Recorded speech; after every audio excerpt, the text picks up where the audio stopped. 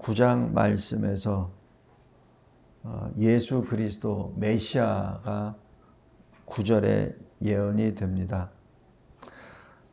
이 스가랴서를 쭉 보면 1장 4절에 너희 조상들을 본받지 말라라는 엄유하신 하나님의 말씀을 듣습니다. 그리고 쭉 계시를 쭉 보죠. 왜 우리가 이렇게 포로로 끌려갔고 또 우리의 종착역이 무엇인지 8개의 이 계시를 쭉 봅니다. 그리고 이 7장에서는 금식을 하는데 네가 진정 나를 위하여 하느냐라는 주님의 말씀을 듣습니다. 굉장히 엄유한 말씀이죠. 성도 여러분, 우리가 우리 선생님이나 우리 부모님으로부터 꾸중을 받을 때 만약에 계속 꾸중만 받는다면 어떻게 될까요? 잘못한 것만 계속 지적을 받아가지고 그러면 그 아이가 어떻게 되겠습니까? 아마 주눅이 들든지 아니면은 어떤 그 세상을 바라볼 때 굉장히 좀 뭐라 그럴까, 특히 소극적으로 보게 되고, 요즘은 이제 그 거꾸로 되니까 너무 안하무인격으로 이게 되는데, 부모가 굉장히 엄할 때 그 자녀들은 굉장히 그 왜소한 모습으로 성장하게 되어버립니다. 신앙도 마찬가지예요. 이 이스라엘 백성들이 지금 포로에서 귀환하고 성전을 재건하려다가 또 거기서 좌절되고, 그래서 한 16년이 지나고 난 다음 하나님께서 학개 선지자를 보내서 다시 위로해 주시고 성전 지으라고 하고, 그 다음에 스가랴 선지자를 통해서 예배, 신앙을 회복하라고 하시면서 지금 스가랴 선지자를 통해서 주시는 그 말씀은 굉장히 엄하신 말씀들이에요. 그런데 이 8장 이 후반부에서는 8장 이 마지막 부분에서는 그래도 회복이 되는 그 말씀을 주십니다. 그리고 9장 오늘 본문에서는 이 주변 국가들에 대한 하나님의 심판이 기록되어 있습니다. 그리고 9절부터 메시아 예수 그리스도가 예언이 되죠. 성도 여러분, 하나님은 이 역사를 주관하십니다. 그 시간과 공간을 초월해서 하나님은 역사를 주관하십니다. 그래서 이사야서 45장 7절에 내가 빛도 짓고 어둠도 창조하고 내가 평안도 짓고 환난도 창조한다 라는 그 말씀하시고, 예레미야 1장 10절에서는 내가 나라와 왕국들을 허물기도 하고 세우기도 하고 또 뽑아내기도 하시고 또 다시 심기도 하신다는 그런 말씀하십니다. 근데 하나님께서는 오늘 9장에서도 말씀하셨지만은 먼저 말씀을 하십니다. 그리고 대략적으로 한 150년, 170년 후에 그리스에 있는 알렉산더에 의해서 여기 지금 이 우리 제가 요약한 거 쭉 보면 지도가 있어요. 그것이 이 예루살렘 서쪽에 해안 쪽에 있는 두로니 또 시돈, 에크론, 또 아스다롯 이런 그쪽에 전부 다 점령을 당합니다. 멸망을 당해요. 그래서 한 170년 전에 하나님께서 이 지역에 있는 그 성읍들, 나라들의 멸망을 지금 먼저 말씀하십니다. 이 말씀은 이 나라들이 유다와 이스라엘이 환난 가운데 있을 때 그들을 공격했었던 대적들입니다. 그래서 하나님께서는 그들에 대한 분명한 심판을 예언하시고 그리고 이루어 가시죠. 성도 여러분, 이 하나님께서 구원을 약속해 주실 때 먼저 공의를 말씀하십니다. 여기 8절 한번 보세요.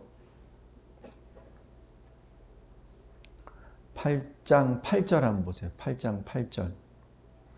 인도하여다가 예루살렘 가운데 거주하게 하리니 그들은 내 백성이 되고, 여기서 나는 진리와 공의로 그들의 하나님이 되리라. 여기서 진리와 공의입니다. 이 구원이라는 단어는 쓰지 않으세요.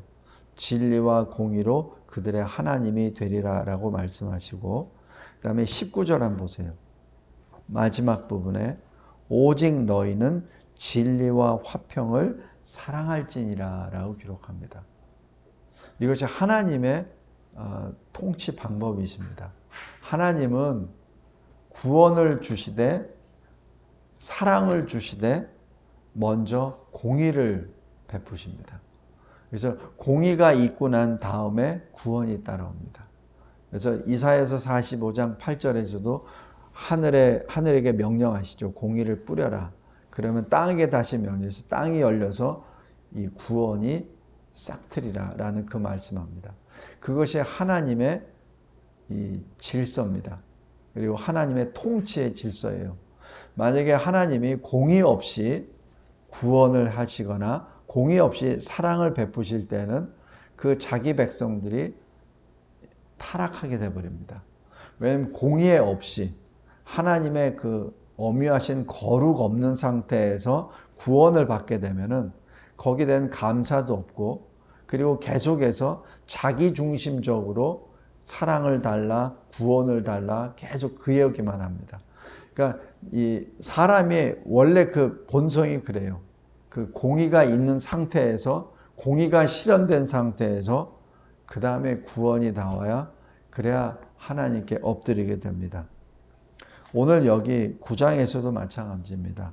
9장 9절에 구원의 주 예수 그리스도 메시아가 오시기 전에 공의의 심판을 1절부터 7절까지 기록하여 주시고, 8절에서는 하나님이 하나님의 백성, 하나님의 나라를 직접 건설하신다는 것, 적의 대적들의 위협으로부터 막아내 주시고 하나님 나라를 다시 세우신다는 말씀을 주시고, 9절에 메시아의 예언이 나오게 됩니다.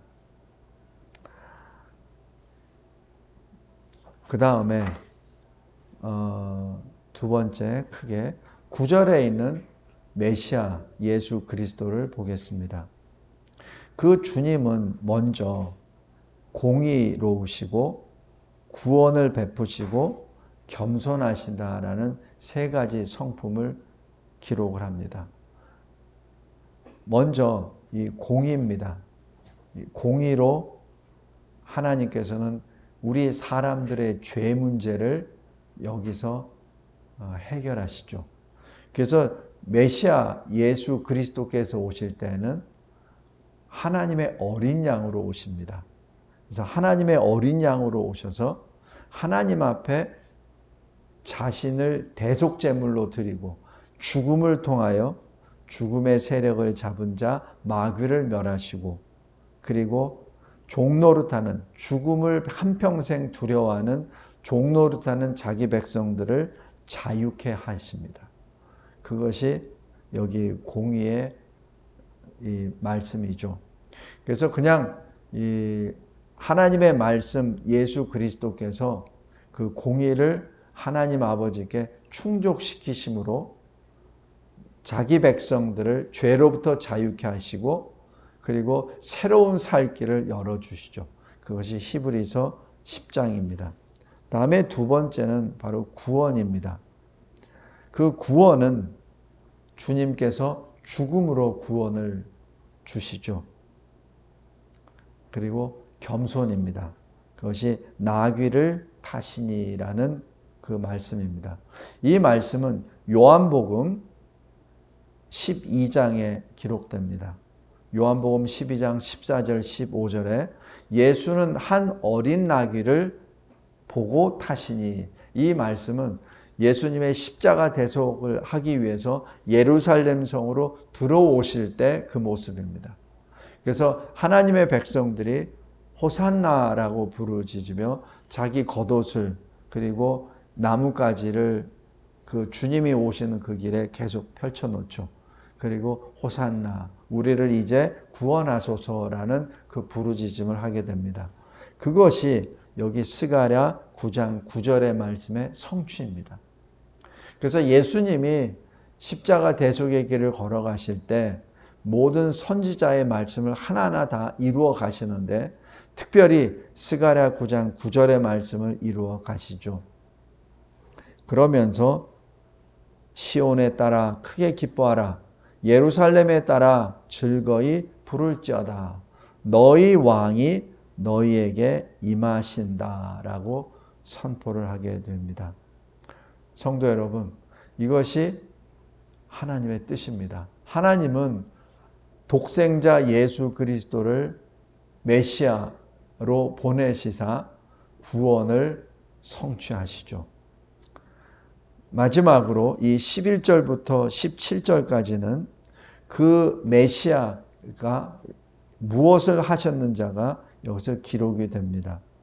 하나님은 어떤 역사를 하시기 전에 먼저 말씀하십니다.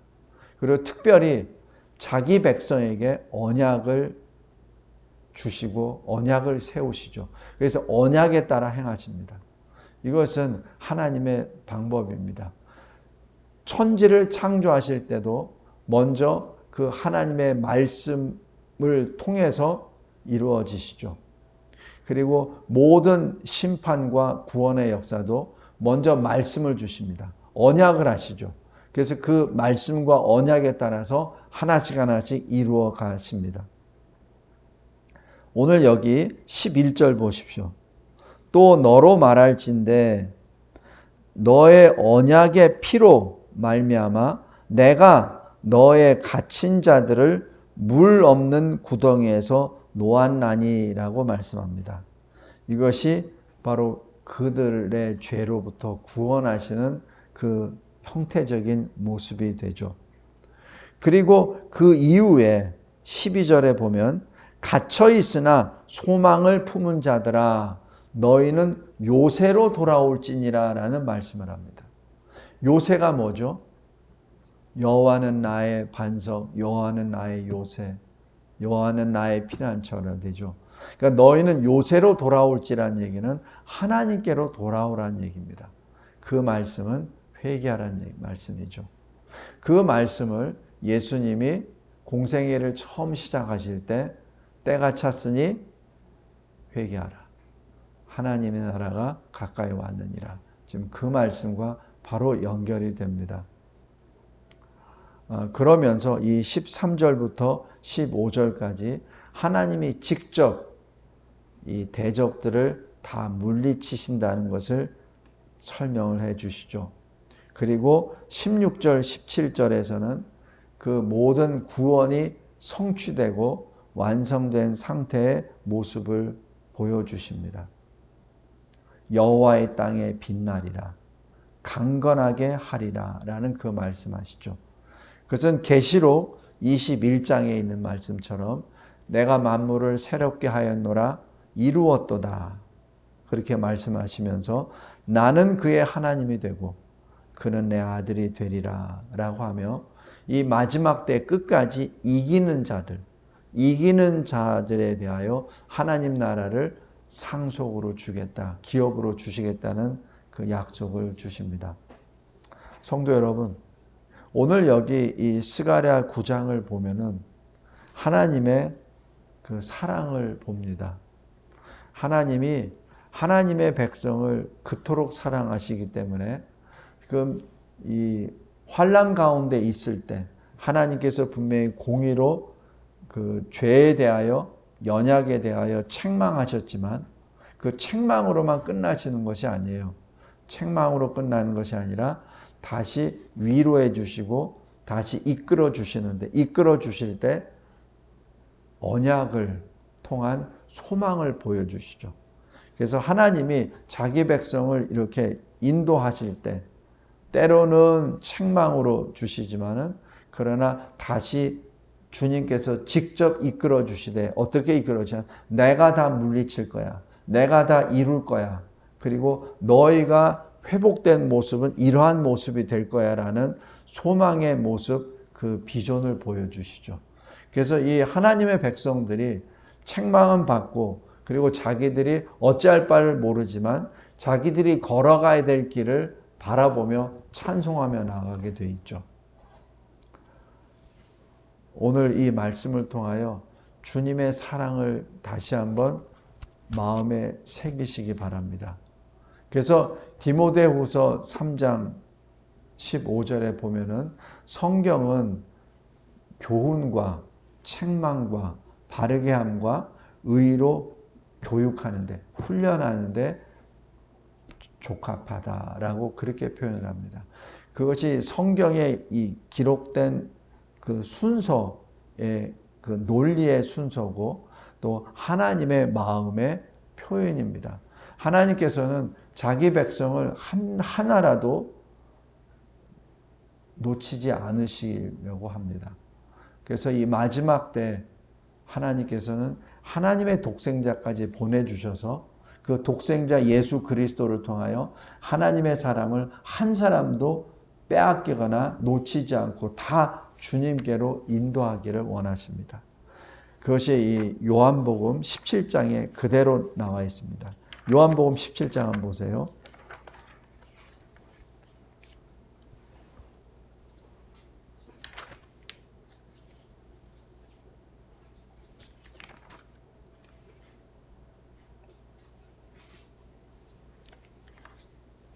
요한복음 17장 6절 보시면 세상 중에서 내게 주신 사람들에게 내가 아버지의 이름을 나타내었나이다. 그들은 아버지의 것이었는데 내게 주셨으며 그들은 아버지의 말씀을 지켰나이다 라고 기록합니다. 실은 지키지 않았죠. 그러나 예수님이 지켰다라고 그렇게 보증해 주십니다. 왜냐하면 주님이 지키시고 주님이 우리와 함께 연합되었기 때문에 주님의 피로 이것을 말씀해 주시죠. 그리고 이 12절 보면 내가 그들과 함께 있을 때 내게 주신 아버지의 이름으로 그들을 보존하고 지켰나이다. 그 중에 하나도 멸망하지 않고 이렇게 기록하죠. 다만 멸망의 자식뿐이 오니 이는 성경을 응하게 함이니이다 라고 해서 하나님 아버지께서 주신 자들은 하나도 멸망하지 않고 내가 지켰나이다 라고 그렇게 하나님 아버지께 그렇게 기도합니다. 그리고 15절 내가 간절히 비옵는 것은 하나님께서 나에게 맡기신 그들을 세상에서 데려가시기를 위함이 아니요 다만 악에 빠지지 않게 보존하시기를 위함입니다 라고 그렇게 고백합니다. 그러면서 하나님 아버지께 이렇게 간절히 기도합니다. 24절 아버지여 내게 주신 자도 나 있는 곳에 나와 함께 있어 아버지께서 창세전부터 나를 사랑하심으로 내게 주신 나의 영광을 그들로 보게 하시기를 원하옵나이다. 하나님 아버지께서 성자 예수 그리스도께서 주신 자들이 주의 영광을 보게 하신다는 것은 무엇을 말씀하시죠? 바로 천국이죠. 영생을 허락하신다는 그 사실입니다. 그 결과 여기 25절, 26절 의로우신 아버지여 세상이 아버지를 알지 못하여도 나는 아버지를 알았사오고 그들도 아버지께서 나를 보내신 줄 알았사옵나이다. 내가 아버지의 이름을 그들에게 알게 하였고 또 알게 하리니 이는 나를 사랑하신 사랑이 그들 안에 있고 나도 그들 안에 있게 하려 함이니이다. 이것이 예수 그리스도의 사랑과 은혜입니다. 그리고 이 사랑과 은혜로 말미암아 우리가 그리스도인이 된 것이죠. 성도 여러분, 스가랴 이 9장에서는 이 스가랴 선지자를 통해서 메시아가 장차 오실 것이라는 그러한 계시를 주시죠. 그러나 우리는 그 계시의 실제를 2000년 전에 받고 지금 우리가 이 글로 받습니다. 그것이 주님의 크신 사랑이요. 이 시대에 우리가 살고 있는, 생존하고 있는 이유이기도 합니다. 말씀을 맺겠습니다. 오늘 스가랴 9장, 그 9장을 통해서 하나님의 마음을 받습니다. 하나님께서는 우리 한 사람 한 사람, 예수 그리스도를 구주로 고백하는 한 사람 한 사람이 실족당하지 아니하고 늘 주의 영광을 볼 수 있는 그 구원의 자리, 천국의 자리, 영생의 자리에 있기를 원하십니다. 그리고 우리가 혹시나 우리의 잘못과 주님의 책망으로 인하여 좌절할 때를 또 대비해서 하나님께서는 그때그때마다 책망도 주시지만 우리에게 구원의 언약을 주시고 회복의 모습을 보여주십니다. 그래서 우리는 소망으로 인내할 수 있죠. 그리고 우리는 믿음으로 일을 할 수 있고 주님의 사랑으로 수고할 수 있습니다. 우리 이 마지막 때를 믿음, 소망, 사랑으로 찬송하며 나아가는 저와 여러분, 하나님의 참 백성이 되기를 주 예수 그리스도의 이름으로 기도합니다. 하나님 감사하고 감사합니다. 하나님께서 저희들에게 주신 이 스가랴 9장을 통하여 주님을 배움나이다. 그리고 주님이 하나님의 뜻을 다 이루시기 위하여 하나님의 뜻대로 십자가에 달려 단번에 죽으심으로, 주님의 죽으심으로 우리가 생명을 얻었고 그 주님의 죽으심으로 우리가 지성소에 나아갈 수 있는 새로운 살 길을 주님께서 열어주셔서 그 새로운 살 길로 나아갈 수 있는 담력을 허락해 주신 은혜 진심으로 감사합니다. 이 마지막 때 이 진리를, 이 기쁜 복음, 이 기쁜 소식을 전하고 증거하는 우리가 되게 하옵소서. 찬송하며 나아가는 우리가 되게 하옵소서. 예수 그리스도의 이름으로 기도드리옵나이다. 아멘.